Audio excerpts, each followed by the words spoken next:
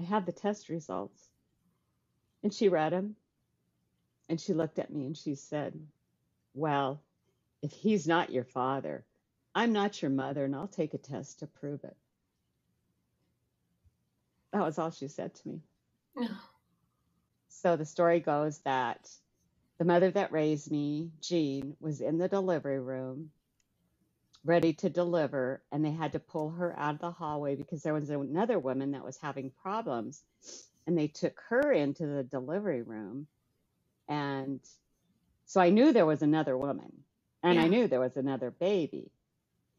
And this is a really small town in northeastern Wyoming, and I still live here. There were 31 beds in the hospital. So, it was small. Great grandmother was French Canadian, and that was why I was dark.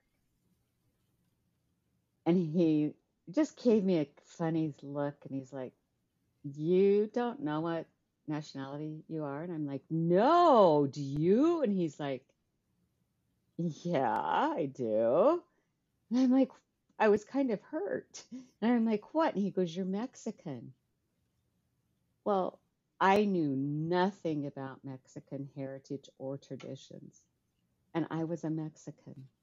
And I felt like all of that had been ripped away from me for 43 years.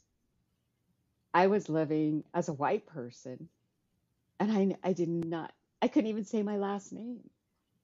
There were only two babies born that day, Mm-hmm. 20 minutes apart, one to a Mexican, unwed Mexican woman, and one to a white woman. So I don't know how that could happen. How could they screw that up